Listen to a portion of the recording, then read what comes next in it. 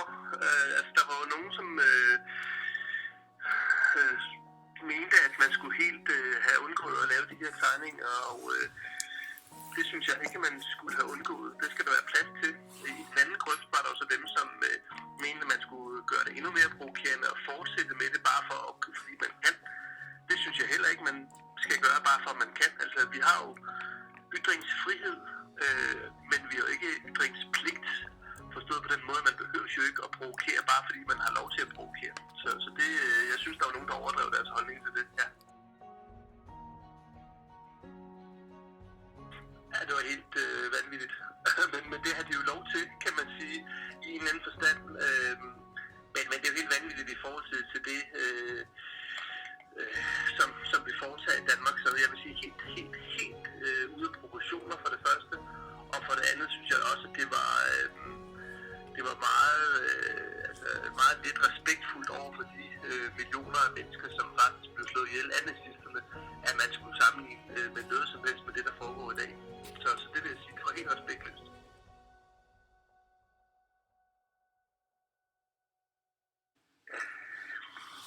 Jeg synes faktisk, vi er kommet frem. Altså, jeg synes faktisk, vi er kommet et skridt fremad i forhold til for 50 år siden, fordi jeg tror, for 50 år siden, uden at jeg ved det, der levede jeg jo så bekendt ikke, men der tror jeg, der var mange flere tabuer. Der var mange områder, som man ikke talte om af forskellige grunde, og der er det jo blevet meget mere frisindet i dag, på godt og ondt. Vi diskuterer mange ting. Vi diskuterer politik, vi diskuterer religion. Det er i orden at have sin holdning, og det er også i orden at give til kende. Så det synes jeg egentlig, at ytringsfriheden den bliver brugt meget mere, end den måske blev for 50 år siden.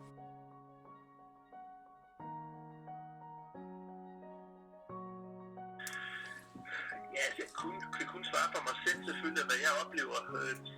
Men jeg vil sige, at jeg tror, at Muhammed-tegningerne har påvirket danskerne i den retning, at ytringsfriheden er ikke bare noget, man som længere tager for givet. Altså, vi tager jo nok i dagligdagen for givet, at vi kan snakke sammen, som vi gør her, eller man kan mødes i skolen, eller på arbejdspladsen, eller hvor der er henne, eller i en forening, diskutere tingene og tale uden, at man bliver overvåget, eller der er et eller andet regime, som siger, hvad man må sige og ikke må sige. Det tager vi nok for givet, men jeg tror, at Muhammed-tegninger var nok med til at få nogle folks øjne op for, at det ikke er noget, der bare kommer af sig selv, og der er mange store dele af verden, som ikke har noget, der bare minder om ytringsfriheden som danske, og hvor folk kæmper med livs indsats for at få det, som vi har i Danmark. Så det tror jeg, det har været med til på den positive side.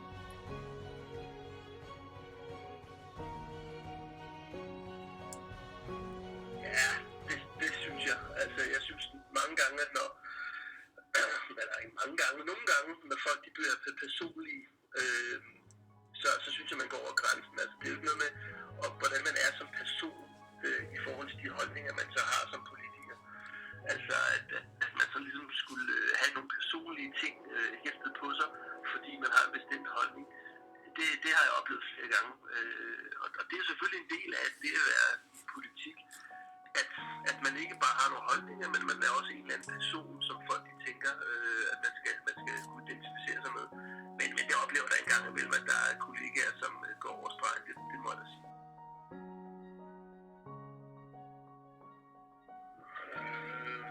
Altså provokation eller ytre sin mening. Det er svært at sige. Altså det kan jo også være begge dele ret beset. Altså jeg tror sådan set, at han mener de ting, han tegner, også i den her sammenhæng, uden at jeg selvfølgelig skal vide, det er sådan, jeg kunne læse mig til efterfølgende, og det har jeg udtalt andre steder.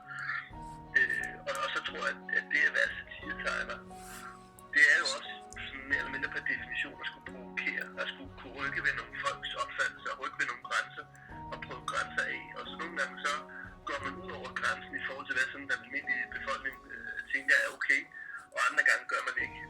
Så jeg tror sådan, at det både er hans holdning, og så er det også en provokation.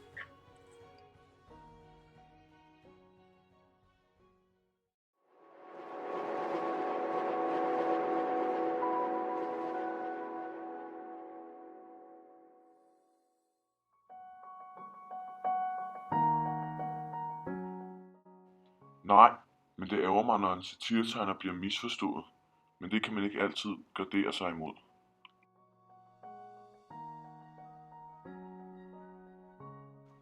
Når jeg selv laver satiretegninger, så er alle, der har magt, end mig selv legale ofre. Og lykkeligvis har jeg ikke så meget magt, så der er masser af folk at skyde på. Jeg mener, at alle magthavere, som politikere og religiøse ledere og kongelige, må finde sig i at blive latterliggjort. Hvis jeg skal give et eksempel på en tegning, der gik over grænsen, så var det, da den amerikanske tegner Antelnas for nylig tegnede senator Ted Cruz børn som dansende aber. Selvom jeg intet har til overs for Ted Cruz, så bærer hans mindreårige børn ingen skyld i deres fars tåbeligheder, og derfor synes jeg ikke, at det er i orden at latterliggøre dem.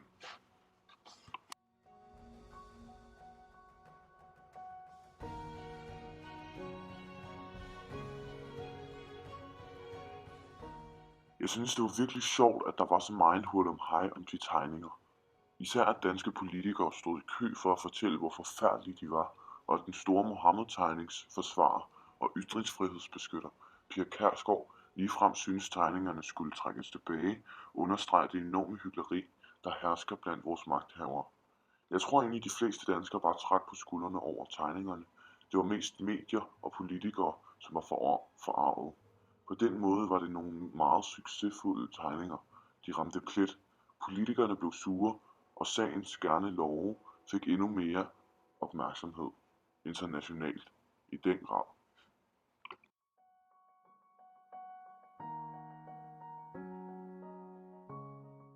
Satiretegninger er en meget direkte måde at udtrykke sig på. Det kan jeg godt lide. Det er med en satiretegning muligt at koge en problemstilling ned til dens absolute kerne. En satiretegning kan dog ofte stå alene, men når den er god, kan den sparke en dør op til et emne eller en problematik, som måske er overset, eller gøre en pointe klar, som ellers er blevet sovset ind i spindokteri og politikersnak.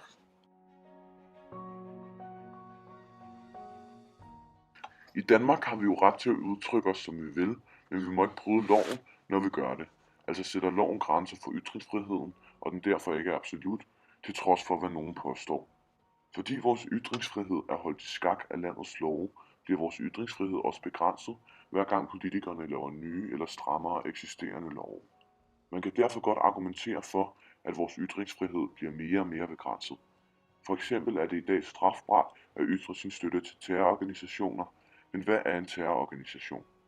Hvis de nuværende antiterrorlove havde været i brug i 1980'erne, ville det have været strafbart at sige, jeg støtter Nelson Mandela og ANC i Sydafrika, fordi Nelson Mandela var registreret som terrorist af USA.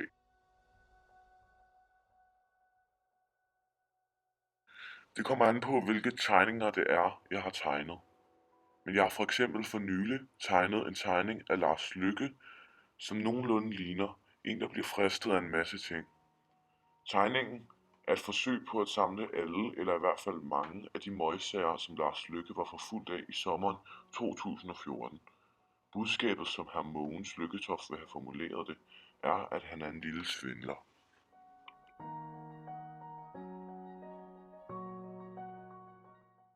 Mohammed-krisen har muligvis givet os danskere et indtryk af, at vi er ytringsfrihedens forkæmpere. Men når man så efterfølgende skal høre politikere pive over de overfornævnte britiske satiretegninger, så er det jo så med forkæmperrollen.